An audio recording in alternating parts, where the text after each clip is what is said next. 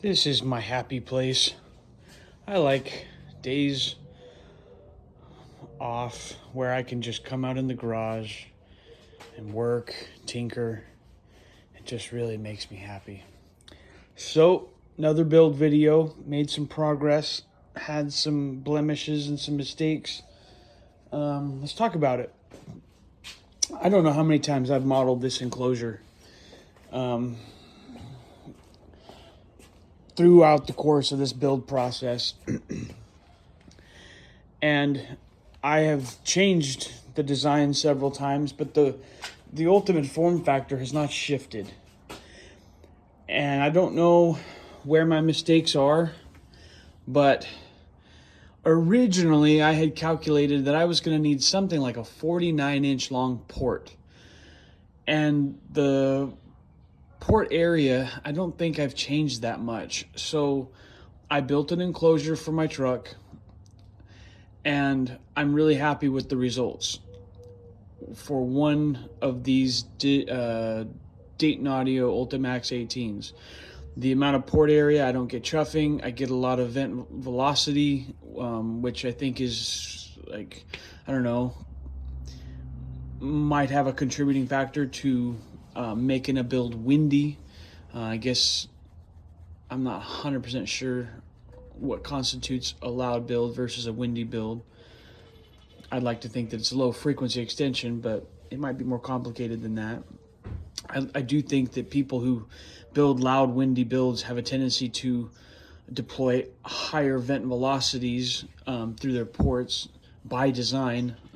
That'll be a fun conversation to have with experts or very experienced people in this realm. Initially, I thought my port length for this enclosure needed to be very long. And right before I went to actually cut paneling for the port, I went and remodeled and verified my specs, and I came to a much shorter port length. Up to this point in the build, I had done 24 inches for port length, which my calculation or the way I modeled it, it looked like it was going to give me the 22 hertz tuning frequency that I wanted. It just out of curiosity or just wanted to confirm that I had everything squared away, I sat back down at the computer and I remodeled it. And for some reason, 22 hertz, I'm sorry, what's 29, 24 inches? 24 inches port length comes out to like 23 and a half hertz for a tune frequency, which isn't that much different, but I thought, well, I really would prefer to err on the side of lower tuning than 22 hertz as opposed to higher tuning. I really want to be able to focus on and emphasize sounds below 20 hertz. So I remodeled. Maybe I need to sit down with the computer and look at it, but it required an additional 5 inches of port length to get a tuning frequency from 23 hertz down to 22 hertz.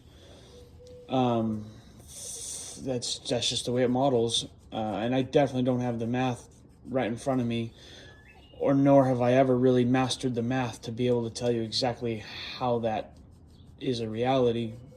I literally rely on modeling software to give me that information, and I have forever. Well, so here's what I did. You can see I glued on another panel to the port, right? So this is the inside of the port. This enclosure is currently lit on its side. I have glued on the top. I have glued all of the associated bracing, and this would be the, I guess, the driver's side panel of this enclosure, or let's call it the left side when looking at it from the back.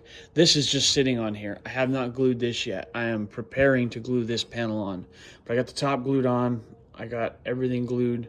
And so far, so good. However, I did determine I needed to extend my port length, so I glued these panels in and some associated bracing. That did, in a way, solve a problem of this area of the top and bottom of this enclosure. I hadn't really determined exactly what I thought was going to be the best way to add some bracing in that area. to prevent this panel from having some vibrations and resonances. This, I think, solves the problem fairly well.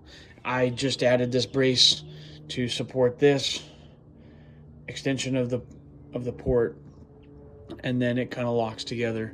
So I think it works good. With a little luck at this point, I keep somehow making mistakes in whether I entered information into the modeling software wrong and it gave me incorrect parameters. We're gonna stick to this port length, and hopefully I've got it right. So let's see what else is useful. When it comes to me setting up this top panel, I've drilled holes so that I can apply screws to try and help suck down this panel. None of the paneling I have is perfectly flat. There's wows and bows in it. So I've screwed this piece to the bottom panel, and it happens to have a 45-degree chamfer on it, so that the gluing process, this will not get glued. Even if glue drips down in here, I imagine it should be easy to remove.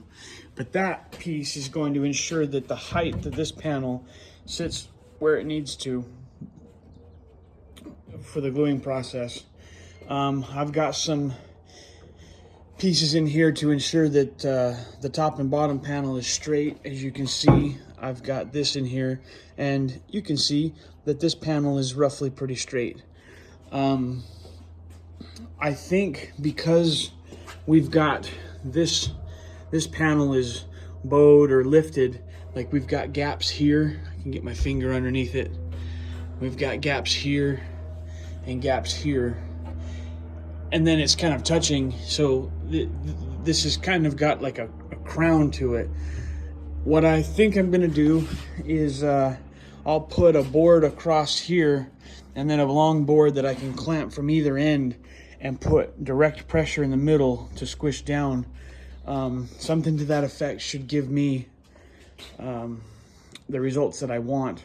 That in conjunction with all the screws. So we're gonna put screws that attach to all of these braces, and it should help suck it down. I'm feeling like we're pretty square, so this panel is not actually the correct dimensions. This was a piece of wood that I got with all the other wood, and it's a hair taller, and so when we're done, I'm pretty sure that I will trim off this excess here that was part of the design. It's easier to use a router to flush trim that off than it is to try and cut everything. Even though I have a table saw, it's hard to one-man work large panels like this. But this panel being larger sticks out further forward than it should in order for this to be flush here so that the back will go on properly. So I imagine once I glue this panel on, that I will cut this to the correct dimensions so that it only sticks out about 3/4 of an inch to match that, and then give me a proper lip to join the wall of the vehicle. Here's a fun look from the front. It's starting to come together. I haven't done any sanding or any real cleanup yet, but despite the fact that the enclosure is on its side, you can kind of see what it'll look like. When I'm looking at this from a glance, it looks to me like I've got like a substantial amount of port area relative to the driver. I don't know, if I break this thing up, this is just a visual thing. If I break this thing up, divide this port in half, I only have 21 inches of port height and then 3.5 inches. So 118 is effectively going to get a port that's 3.5 inches high by 21 inches wide.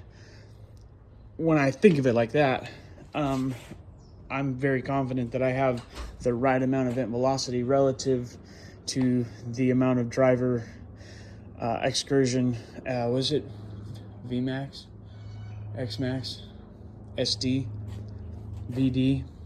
All of the parameters that define how much excursion, how much air we're going to be moving. I think I've got the proper amount of port area there. yeah, this is where we're at. I'm going to get this glued on and we'll make another video.